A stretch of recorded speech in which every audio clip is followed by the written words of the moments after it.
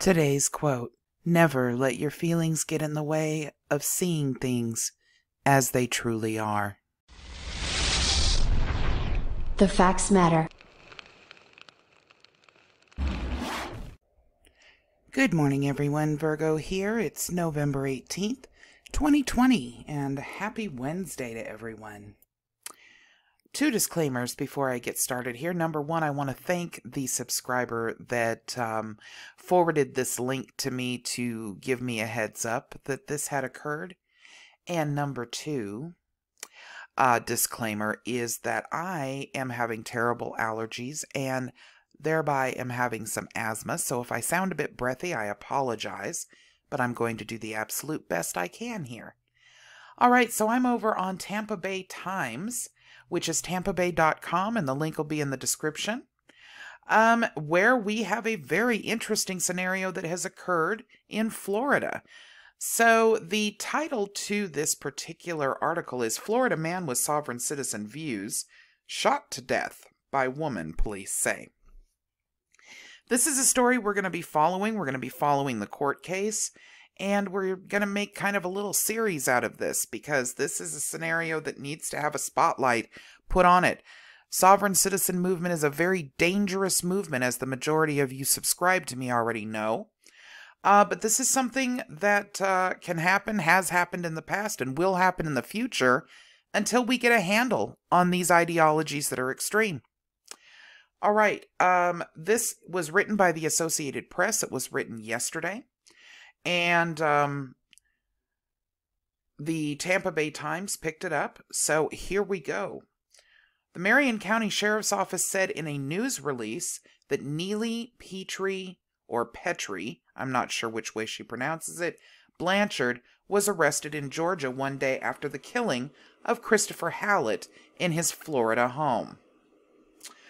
A Florida man who questioned government authority over individuals living in the U.S. through an online forum was fatally shot, allegedly by a woman who had similar sovereign citizen views, police said on Tuesday. The Marion County Sheriff's Office said in a news release that Neely Petrie Blanchard was arrested in Georgia one day after the killing of Christopher Hallett in his Florida home. Witnesses to the shooting said Petrie Blanchard accused Hallett of working with the government to deny her custody of her children. Hallett, who was 50, ran an entity called eClaws, LLC. Now, I'm going to stop here and I'm going to let you guys know that that actually was featured on a Facebook page and filled with a bunch of documents and all kinds of things about the sovereign citizen movement. I've seen it before, and I've had several people alert me of it in the past. Interestingly enough, I was completely shocked to hear that this had happened, but I was very close at one point to exposing this page, and had there been enough individuals that were actually paying close attention to it, I would have. So this is a really, really close to home in terms of who this person is and what he was doing. So it says, Hallett, who was 50, ran an entity called eClaws LLC that featured a Facebook page that was filled with documents, graphics, and articles about whether governments have authority in many instances over individuals. This viewpoint is frequently summarized as, of course, the sovereign citizen movement we know. Petrie Blanchard, who turns 34 on Thursday, was being held without bail Tuesday in a jail in Lowndes County, Georgia. I believe that's how you pronounce it. Correct me if I'm wrong, you guys. It was not clear if she had a lawyer to represent her. Lowndes County Sheriff Ashley Polk said Petrie Blanchard, after her arrest, began questioning whether his office had authority to detain her. She's one of these people who claim that they're not part of the United States, the sovereign people, Polk said. They don't believe any of the laws apply to them, and obviously she's not leaving. In other twists, county records in Logan County, Kentucky, show that Petrie Blanchard was indicted by a grand jury Tuesday on charges related to the abduction last March of her twin daughters from their grandmother's home. Petrie Blanchard only had permission for supervised visits at the time. When Kentucky authorities were searching for the two girls, they said Petrie Blanchard was driving a Ford Escape with a license plate that read E-Clause, according to the Amber Alert that had been issued at the time.